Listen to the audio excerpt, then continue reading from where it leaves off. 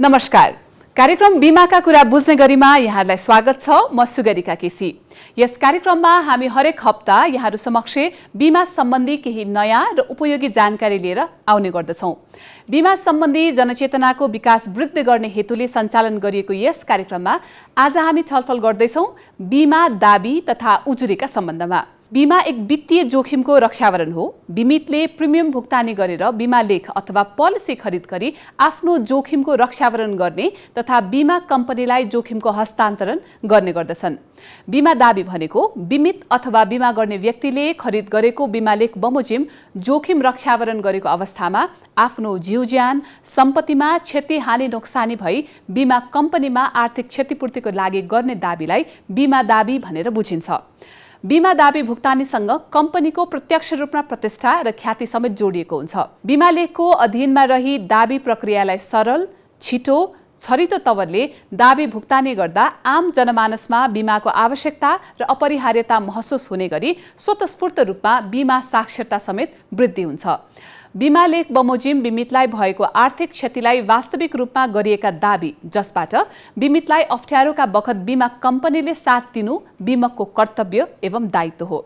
दाबी तथा दायित्व भुक्तानी सँगसँगै यस विषयसँगै जोडिएर आउन सक्ने विसङ्गति, नैतिक विचलनका कारण गरिने फर्जी दाबीलाई समेत अन्वेषणात्मक तरिकाद्वारा निरुत्साहित गर्नुपर्ने हुन्छ।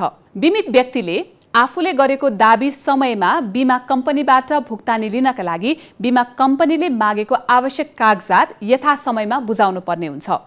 आफूले दाबी गरे अनुरूपको कागजात नबुझाउने तर बीमा कम्पनीले दाबी भुक्तानीमा ढिलाइ गर्यो भन्ने शिकायत बारम्बार सुनिन्छ। बीमा कम्पनीले गलत कार्य गरेको बीमितलाई लागेमा त्यसको लागि वैकल्पिक उपाय अपनाउन सकिन्छ। बीमा कम्पनीमा बीमितले आफूले दाबी गर्दैमा बीमा दाबी भुक्तानी अनिवार्य रूपमा हुनुपर्छ भन्ने हुँदैन। क्षति भएको छ र मैले बीमा शुल्क भुक्तानी गरेको छु भन्नु मात्र बीमा दाबी पाउनुपर्छ भन्नु पर्याप्त हुँदैन। बीमितले आफूले गरेको क्षतिपूर्ति पाउनका लागि बीमाले खरिद गर्दा मैले त्यो जोखिमको रक्षावरण गरेको छ या छैन भन्ने बारे पनि यकिन हुन जरुरी छ। बीमा एक द्विपक्षीय करार हो भने यसमा शर्त वा सुविधाहरू हुने गर्दछन्। बीमाका शर्तहरूको पालना गर्नु बीमा कम्पनी तथा बीमा गर्ने व्यक्तिलाई पनि अनिवार्य नै हुन्छ। दाबी सम्बन्धमा प्रत्यक्ष सरोकार राख्ने पक्षहरूमा बीमित, बीमा कम्पनी र सर्वेयर बीचको सम्बन्ध र प्रत्येकले खेल्ने भूमिका अहम हुन्छ। आफूले गरेको दाबीका सम्बन्धमा आवश्यक प्रमाण जुटाउने तथा पुष्टि गर्ने जिम्मेवारी स्वतः बीमितको हुन्छ। बीमितले आफूले गरेको दाबीका सम्बन्धमा आफ्नो बीमा कम्पनीमा दाबीको लागि निवेदन दिने र सो दाबीबारे पुष्टिका लागि आवश्यक कागजात बीमा कम्पनीमा दिइसके पश्चात बीमा कम्पनीले सर्वप्रथम बीमा लेख बमोजिम जोखिम रक्षावरण गरेको छ या छैन भनी यकिन गरी क्षति हानि नोक्सानीबाट बीमितलाई पुग्न गएको आर्थिक हानि नोक्सानीको मूल्याङ्कन गर्दछ र बीमा लेख बमोजिम दाबी भुक्तानी गर्ने या नगर्ने निर्णय गर्दछ। बीमितले आफूले गरेको दाबी उपर बीमा कम्पनीले गरेको निर्णय बीमितलाई चित्त नबुझेमा बीमा ऐन 2079 बमोजिम अर्धन्यायिक निकाय नेपाल बीमा प्राधिकरणमा बीमा कम्पनी विरुद्ध उजुरी गर्न सकिने प्रावधान रहेको छ। बीमितले गरेको उजुरीमाथि सम्बन्धित पक्षसँग विवाद निरूपणका लागि आवश्यक पहल गरी विवाद समाधान गर्ने तथा सो उजुरी उपर निर्णय गर्ने सम्मको अधिकार नेपाल बीमा प्राधिकरणमा रहेको छ। बीमा प्राधिकरणको निर्णय चित्त नबुझेमा उच्च अदालतमा पुनरावेदन दिन सकिन्छ। यसरी बीमा कम्पनीले निर्णय गर्दा सकेसम्म कुनै त्रुटि नहुने गरी कानुनी रूपमा गर्नुपर्ने देखिन्छ। बीमितले पनि दाबी गर्दा आवश्यक प्रक्रिया तथा आवश्यक वास्तविक कागजात सही तरिकाले बीमा कम्पनीमा बुझाउनु पर्ने हुन्छ। हालको कानुनले बीमा सम्बन्धी कसुरलाई परिभाषित गर्नुको साथै गलत कागजात पेश गरी दाबी लिएको अवस्थामा बीमित व्यक्तिलाई फौजदारी कसुरको रूपमा दण्ड सजायको व्यवस्था गरेको छ। वास्तविक बीमा दाबी भुक्तानीले बीमाको बजार तथा विश्वसनीयतामा वृद्धि गर्नेमा दुई मत देखिँदैन। आजको अङ्कमा बीमा दाबी, उजुरी तथा निर्णयका पक्षहरूका सम्बन्धमा नेपाल बीमा प्राधिकरणका बीमा दाबी उजुरी शाखाका प्रमुख उपनिर्देशक विरोध भट्टज्यूलाई निम्ताएका छौं। सर नमस्कार। यहाँलाई हाम्रो कुराकानीमा मैले हार्दिक स्वागत गरेँ। अब आज हामी बीमा दाबीको सम्बन्धमा कुराकानी गर्ने प्रयास गरिरहेका छौँ। एकदम आम मानिसले बुझ्ने सरल भाषामा बीमा दाबी भनेको के हो हामीलाई बुझाइदिनुस् न। बीमा दाबी भनेपछि बीमा कुनै वस्तुको, कुनै अब्जेक्टको या सम्पत्तिको या आफ्नो शरीरको, आफ्नो लाइफको पनि बिमा गर्ने हुन्छ। त्यसको दाबी भनेको के हुन्छ भन्दाखेरि तपाईँको बिमाको जुन करार हुन्छ कन्ट्र्याक्टले त्यसमा चाहिँ केही प्रोमिस गरेको कुराहरू त्यहाँबाट लस भयो भने तपाईँको सम्पत्तिको लस हुनसक्छ, तपाईँमाथि लायबिलिटी आउनसक्छ, दायित्व आउनसक्छ।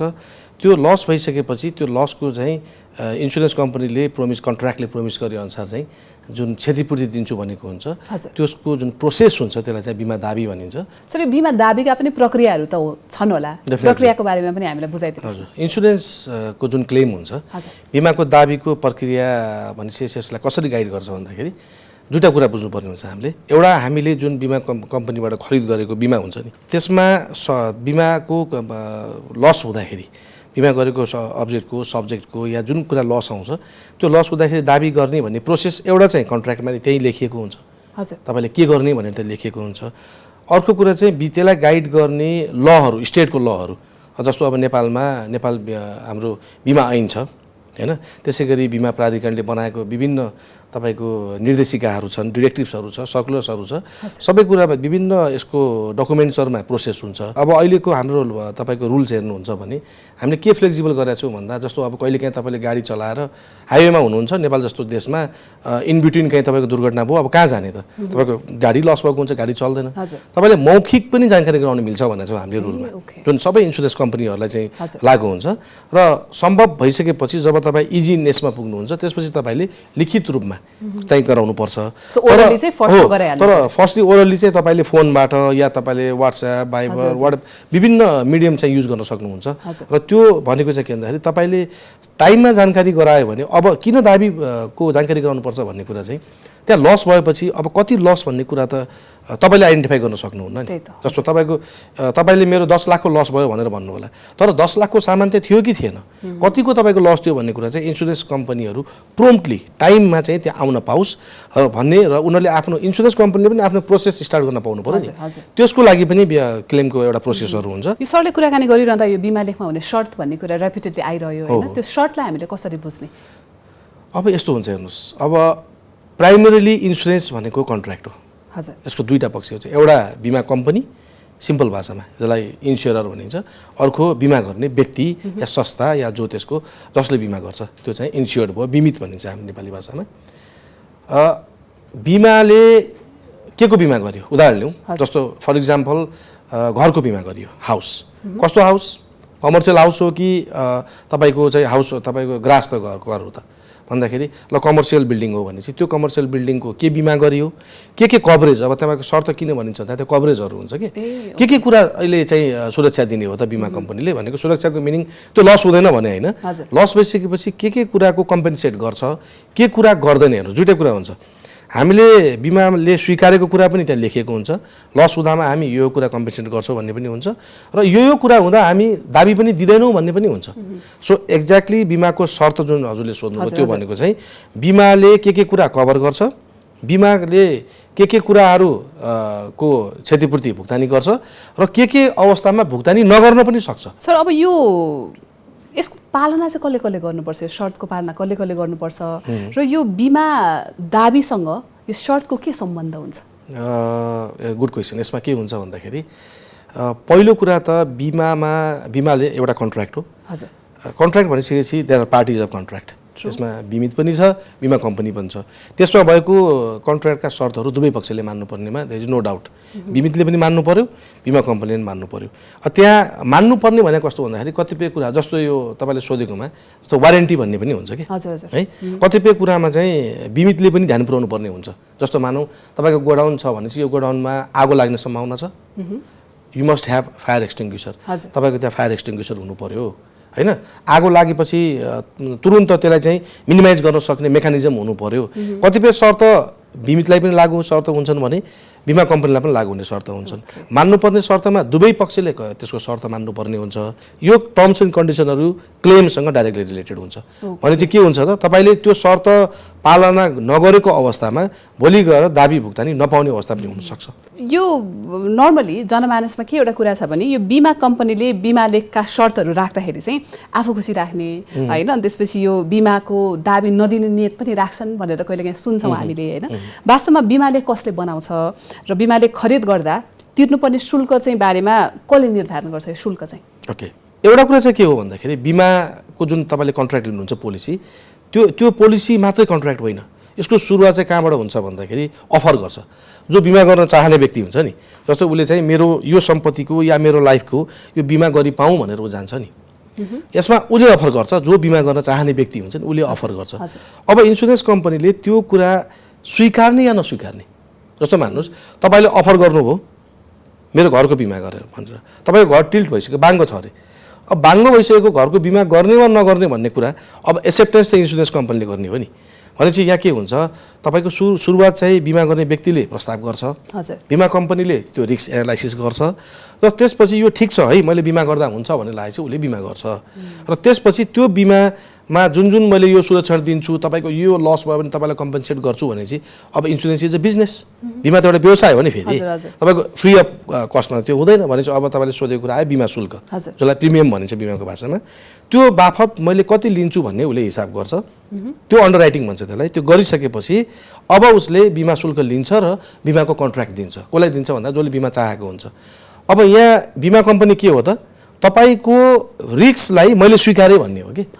अब जुन तपाईँले सोध्नुभएको चाहिँ शुल्कको निर्धारणको कुराहरू कस्तो हुन्छ भन्दा दुईवटा तरिकाले बिमा हुन्छ। एउटा फ्री मार्केट हुन्छ जसमा इन्सुरेन्स कम्पनीहरूले कुन बिमामा यो बिमामा यति शुल्क लाग्ने भन्ने कुरा आफै निर्धारण गर्ने पुरा पनि हुनसक्छ भने, अर्को चाहिँ बिमा को रेगुलेटरले, इन्सुरेन्सको चाहिँ रेगुलेटरले के गर्छ भन्दाखेरि निर्धारण गरिदिन्छ। जस्तो नेपालमा हेर्नुहुन्छ भने मोटर इन्सुरेन्स, नेपालमा मोटर इन्सुरेन्सको एउटा इक्जाम्पल दिएको मैले, अरू पनि छन्।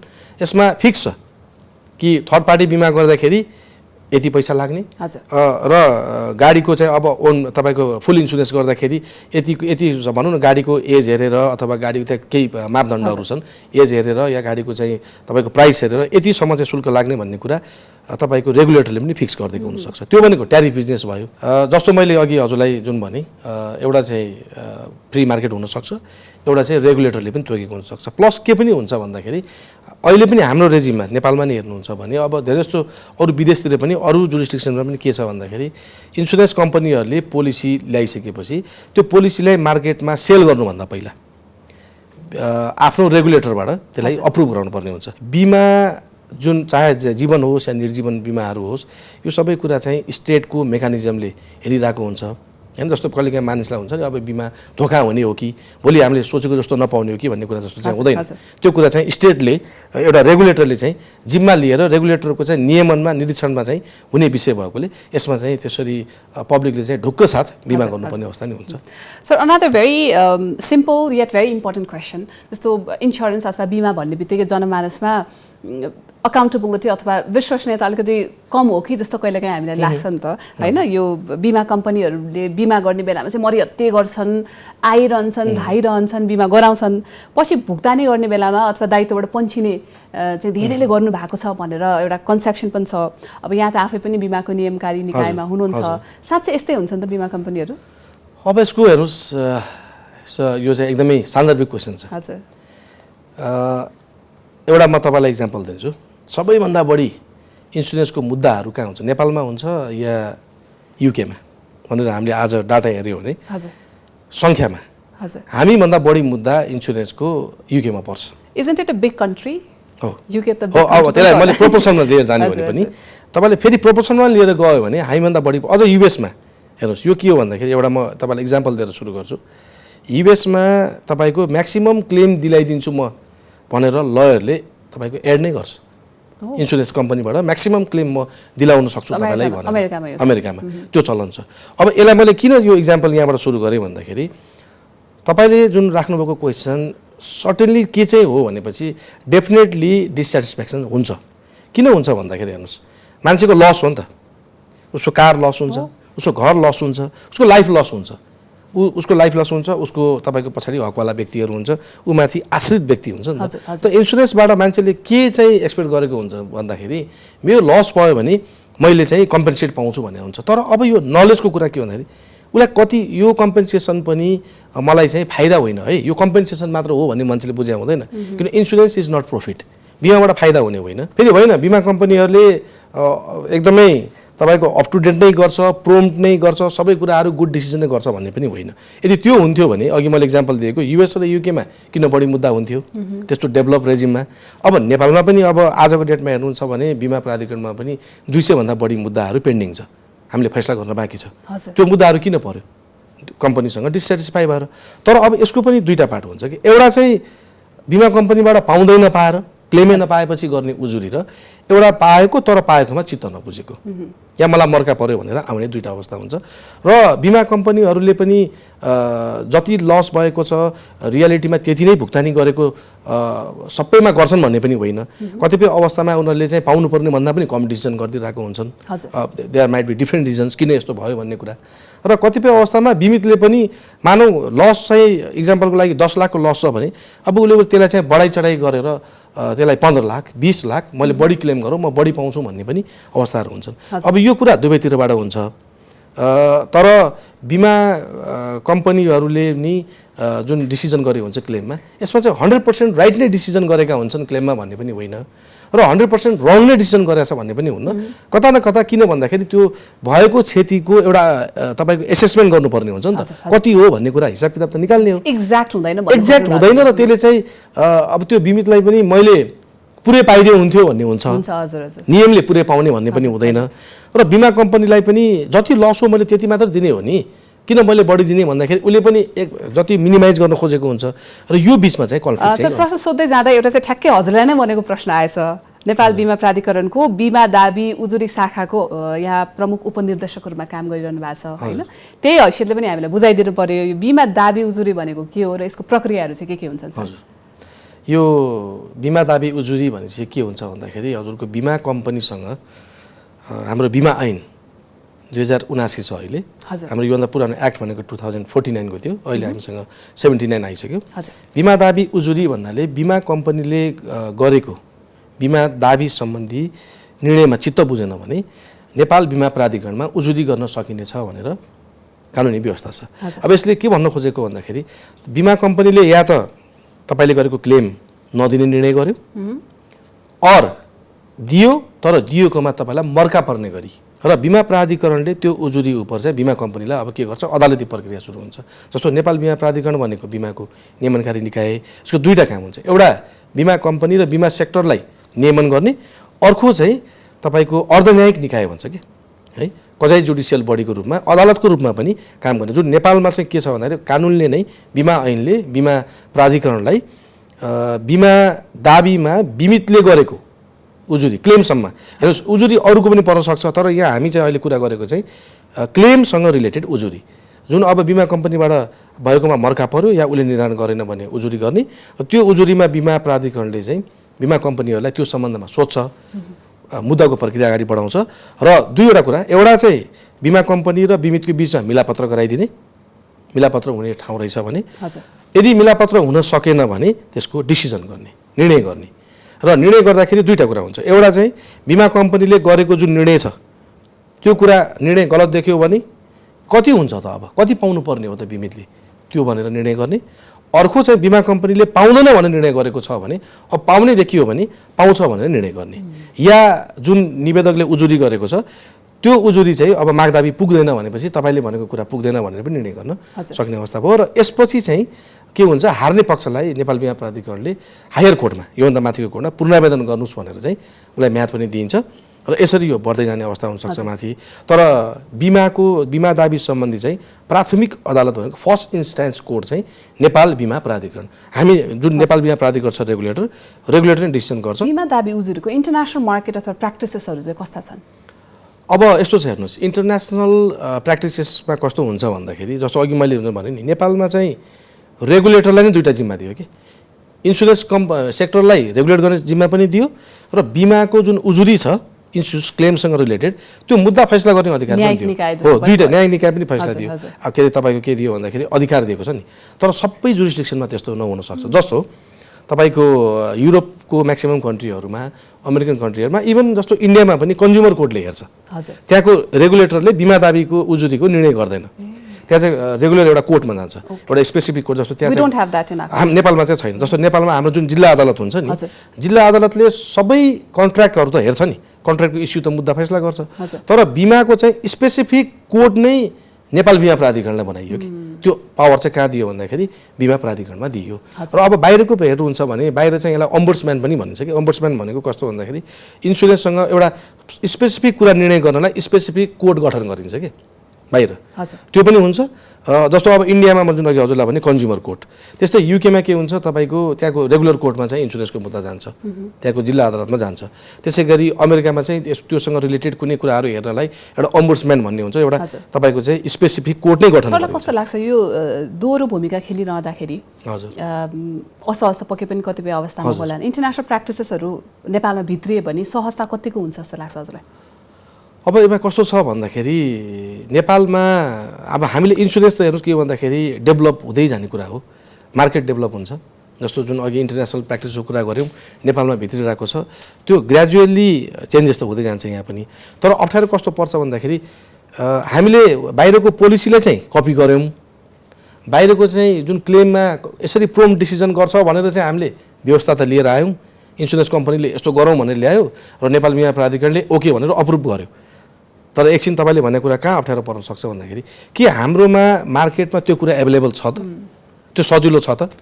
अब जस्तो अब भनौँ न तपाईँको इन्भेस्टिगेसनकै कुरा आउँछ, तपाईँको युरोपमा अथवा अमेरिकन कन्ट्रीहरूतिर बिमाको इन्भेस्टिगेसन सुरुदेखि नै तपाईँको बिमाकै एङ्गलबाट इन्भेस्टिगेसन हुन्छ कि हाम्रोमा पुलिसले एउटा तरिकाले इन्भेस्टिगेसन गर्छ, बिमा कम्पनीले एउटा तरिकाले इन्भेस्टिगेसन गरेको हुन्छ। विभिन्न लहरू हाम्रो म्याच छैन, जस्तो यातायात व्यवस्था ऐन हाम्रोमा छ, तपाईँको अरू मुलुकी ऐन हाम्रोमा जुन अहिले भनौँ न सिभिल कोडहरू र फौजदारी कोडहरू छ, र त्यसपछि इन्सुरेन्सको लहरू छ। यो लहरूको कोअर्डिनेसन भनौँ न एकअर्कासँग मिलेको छैन। इन्टरनेसनल प्र्याक्टिस भित्राउनुभन्दा अगाडि हामी त्यो सतही लेभलमा र के हुन्छ भन्दाखेरि हामीले ल्याउन बाहिरको चेन्जेसलाई चाहिँ अभियसली ल्याउनुपर्छ, किन हामी पुरै नै ट्रेडिसनली वेमा बसेर चाहिँ काम गर्नुपर्छ भन्ने चाहिँ छैन होइन। तर त्यो हिसाबको चाहिँ कोअप हुने चाहिँ मेकानिजम चाहिँ हाम्रोमा डेभलप गर्दै ल्याउँदा चाहिँ राम्रो हुन्छ जस्तो लाग्छ। अघि कुराकानीमा पनि आयो सर, यो हालै कार्यान्वयनमा आएको छ नि त नयाँ बिमा ऐन, यसले बिमा दाबी सम्बन्धी नयाँ व्यवस्थाहरू पनि लिएर आएको छ होला, त्यसको बारेमा अलिकति भनिदिनुहोस्। बिमा ऐनमा के छ भन्दाखेरि नयाँ चेन्जेसहरू आएकोमा अब क्लेमको प्रोसेस कस्तो हुने भन्ने कुरा तोके बमोजिम भनेको छ, लाइफ र नन लाइफ। अहिलेको नियमावली 49कै नियमावली छ, नयाँ नियमावली नआउँदासम्म त्यही नियमावली लागू हुन्छ र नियमावली बन्ने प्रोसेसमा छ। र यसमा चेन्जेस के आयो भन्दाखेरि पहिलाको र अहिलेकोमा जस्तो स्मल क्लेमहरू भनेको छ, सानो दाबी हामीले अहिले एउटा सर्कुलर पनि गरिसकेका छौँ नेपाल बिमा प्राधिकरणबाट। लाइफ र नन लाइफ क्लेमहरूमा 2 लाखसम्मको क्लेमहरू, 2 लाख रुपियाँसम्म भएको अमाउन्ट भएको, र जुन यो लघु बिमा भनिन्छ नि, लघु बिमा र तपाईँको कृषि र यो उसमा चाहिँ 50,000सम्ममा चाहिँ मिनिमम डकुमेन्टमा भुक्तानी गर्नु, यसमा धेरै ह्यासल नगर्नु। यो चाहिँ स्मल क्लेम भन्ने एउटा स्मल क्लेमको व्यवस्था पनि आयो। अर्को चाहिँ तपाईँको स्पष्ट, जुन अघि मैले भने नि स्पष्ट क्षति प्रश्न छ भने यसमा धेरै डिबेट नगर्ने, यसलाई प्रोम्प्ट डिसिजन गर्ने भनेर पनि बिमा कम्पनीहरूलाई अब हामीले चाहिँ नियम बनाएर लागू गर्ने एउटा बिमा ऐनमै त्यो व्यवस्था आयो। र अर्को के छ भन्दाखेरि अब नयाँ आएको एउटा चाहिँ इन्सुरेन्स फ्रड। पहिलाको ऐनमा बिमितलाई कुनै पनि कारबाही थिएन, बिमा कम्पनीलाई चाहिँ कारबाही थियो, बिमा गर्ने व्यक्तिलाई कारबाही थिएन। जस्तो बिमा व्यक्तिलाई कारबाही भन्नाले बिमा गर्ने व्यक्तिले फ्रडुलेन्ट क्लेम गर्यो, नपाउनु पर्ने क्लेम चाहिँ पाउनु पर्ने भनेर चाहिँ फ्रडुलेन्ट मिसरिप्रेजेन्ट गरेर या फ्रडुलेन्ट एक्टिभबाट चाहिँ दाबी लियो या लिन थालेको छ या लिइसक्यो भन्ने कुरा चाहिँ प्रमाणित भयो भने अब बिमितलाई पनि, बिमा गर्ने व्यक्तिलाई पनि जेल सजाय पनि छ र ब्ल्याक लिस्टेड गर्ने भन्ने पनि प्रावधान आएको छ। अब अर्को चाहिँ तपाईँको जुन यो क्लेम नभएका हुन्छ नि, जस्तो क्लेम दाबी पर्यो, घटना घटे, कोही क्लेम गर्न आएन, त्यो अनक्लेम फन्डहरू भन्ने छ, त्यसमा पैसाहरू जम्मा गरेर राखिरहने र भोलि चाहिँ तपाईँको के हुन्छ परेको अवस्थामा चाहिँ त्यहाँबाट चाहिँ फेरि त्यसलाई भुक्तानी गर्ने र तपाईँको पोलिसी होल्डरको लागि पनि प्रोटेक्सन फन्डहरू बनाउने र यस्तै केही कुराहरू चाहिँ पहिलाको ऐनभन्दा अहिलेको ऐनमा चाहिँ क्लेमसँग रिलेटेड चेन्जेसहरू भएर आएको छ। सर अब जाँदै प्राधिकरणले यो वर्ष बिमा दाबी वर्ष पनि मनाइरहेको रहेछ होइन, एकदम खुसी पनि लाग्यो यो कुरा सुनेर। यो मनाइरहँदाखेरि बिमा दाबी उजुरीको सङ्ख्या र दाबी व्यवस्थापनको बारेमा भावी योजनाहरू पनि यहाँले बनाउनु भएको छ होला, त्यसको बारेमा पनि जानकारी। डेफिनेटली अब यो हामीले यो बिमा दाबी क्लेम यो इयर मनाउने भनेर पनि नेपाल बिमा प्राधिकरणबाट भइसकेपछि सबै बिमा कम्पनीहरूले अहिलेको अवस्था हेर्नु छ भने क्लेमलाई स्पिडाइट गरेको छ। अहिले केही चेन्जेसहरू म हजुरलाई भन्छु, जस्तो पेन्डिङ भएर बसेको क्लेमहरूलाई चाहिँ पब्लिक नोटिस नै निकालेर पत्रिकामा तपाईँहरू यति समयमा सबै डकुमेन्ट लिएर आउनुहोस्, तपाईँहरू हामीलाई पेमेन्ट गर्नेछौँ र त्यसपछि पनि आउनु भएन भने तपाईँहरूको क्लेम हामी फाइललाई चाहिँ बन्द गरेर राख्नेछौँ भनेर। अर्को चाहिँ यो क्लेमको सङ्ख्यालाई घटाउने कुरामा चाहिँ अहिलेको बिमा ऐन 2079 एउटा अर्को व्यवस्था के पनि छ भन्दा बिमा प्राधिकरणको अध्यक्षलाई नि अध्यक्षज्यूलाई चाहिँ बिमा कम्पनी र बिमितको बिचको जुन यो विवाद छ यो विवादलाई चाहिँ मध्यस्थता गर्ने उहाँलाई पनि पर्सनल अधिकार पनि दिएको छ। बोर्डलाई पनि त्यो अधिकार छ हाम्रो सञ्चालक समितिलाई त्यहाँ मुद्दाको सुनवाई गर्ने साथसाथै चाहिँ यो छिटो चाहिँ सेटल होस् मुद्दाहरू भन्नको लागि अध्यक्षज्यूलाई पनि त्यो पावर दिएको छ र त्यसमा चाहिँ अहिले हामीले एउटा कमिटी बनाएको छौँ जसमा चाहिँ मिल्न सक्ने मुद्दाहरू सानो सानो डिबेटहरू या जुन चाहिँ सेटल हुन सक्ने खालकोलाई सर्ट आउट गरेर त्यहाँबाट एउटा चाहिँ छिटो फैसला गर्ने। अर्को चाहिँ तपाईँको डेथ केसहरू वैदेशिक रोजगारको बिमाको मुद्दाहरू त्यसै गरी घाइतेको मुद्दाहरू र तपाईँको कृषि र पशुको मुद्दाहरूलाई चाहिँ अरू मुद्दाभन्दा प्राथमिकता दिएर चाहिँ सेटल गर्ने त्यसलाई चाहिँ माथि ल्याएर सेटल गर्ने एउटा। र त्यसै गरी बिमा प्राधिकरणमा जुन उजुरीहरू पर्छन् यो उजुरीहरूलाई सकभर चाहिँ मध्यस्थता र मेलमिलापबाट सेटल गर्ने भनेर चाहिँ एउटा योजना बनाइएको छ। र लङ टर्म चाहिँ के हो भन्दाखेरि चाहिँ अब भिजन भनेको चाहिँ अब बिमा कम्पनीहरूले जुन अघि मैले हजुरलाई भनिसकेँ स्मल क्लेमहरू सानो सानो जस्तो 2 लाख लाइफ र नन लाइफमा 2 लाखसम्मको क्लेमहरू र लघुतिर कृषितिर चाहिँ 50,000सम्मकोमा र जुन स्पष्ट छ प्रष्ट छ यस्तो क्लेमहरूलाई चाहिँ ह्यासल नगरिकन मिनिमम डकुमेन्ट लिएर चाँडोभन्दा चाँडो चाहिँ यसलाई फैसला गर्ने र बिमा कम्पनीले निर्णय गर्ने र क्लेम चाहिँ एक्सपिडाइट गर्ने भनेर चाहिँ बिमा कम्पनीबाट चाहिँ उहाँहरूलाई अहिले हामीले निर्देशन पनि भइसकेको छ के अरे बिमा प्राधिकरणबाट बिमा कम्पनीहरूलाई। साथै अब यसमा चाहिँ अरू लिखित रूपमै विभिन्न सर्कुलरहरू र विभिन्न डिरेक्टिभ्सहरूको माध्यमबाट पनि क्लेम चाहिँ एक्सपिडाइट गर्न चाहिँ हामीले पहल गर्ने र यसलाई चाहिँ अगाडि बढाउने भनेर चाहिँ पोलिसीहरू बनाउने उसमा चाहिँ हामी लागेका छौँ। Thank you very much for your time. Thank you मलाई बोलाउनु भएकोमा धन्यवाद। Thank you. यसको साथै कार्यक्रम बिमाका कुरा बुझ्ने गरेको आजको अङ्कबाट हामी बिदा लिन चाहन्छौँ। अर्को हप्ता बिमाको अर्को कुनै पाटोको बारेमा थुप्रै जानकारी सहित उपस्थित हुने नै छौँ। हस्त आजलाई छुट्टिन्छौँ। नमस्ते।